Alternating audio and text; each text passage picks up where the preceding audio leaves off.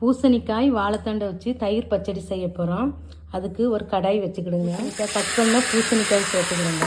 வாழைத்தண்டு ஒரு கப்பு சேர்த்துக்கிடுங்க. கொஞ்சம் உப்பு போட்டுக்கிடுங்க. கொஞ்சமாக தண்ணி ஊற்றி ஒரு 10 நிமிஷம் சிம்மில் வச்சு வேக வச்சு. வாழைத்தண்டும் பூசணிக்காயும் நல்லா வேக வச்சாச்சு. இனி அடுப்பை ஆஃப் பண்ணிடுவோம். ஆற வச்சுட்டு நம்ம தயிர் சேர்க்கலாம். வாழைத்தண்டை நல்லா ஆற வச்சுட்டோம். வாழைத்தண்டையும் பூசணிக்காயும் வேக வச்சுருந்தோம்ல, நல்லா ஆறுனதுக்கப்புறம் ஒரு கப்பு தயிர் ஊற்றி கலந்துக்கிடுங்க. ஏற்கனவே உப்பு போட்டு வேக வச்சாச்சு. தயிர் போட்டு நல்லா கலக்கியாச்சு. தாளிக்கலாம். தேங்காய் ஊற்றி தாளிங்க, டேஸ்ட்டு நல்லா இருக்கும். தேங்காய் ஊற்றிக்கிடுங்க. கொஞ்சம் கடுகு, ஒரு வரமிளகா, கொஞ்சம் கருவேப்பிலை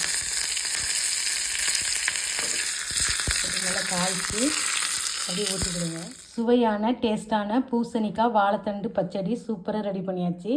இது உடம்புக்கு நல்லா கூலிங்காக இருக்கும். வெயிட் லாஸ் பண்ணுறவங்க இந்த மாதிரி செஞ்சு சாப்பிடுங்க.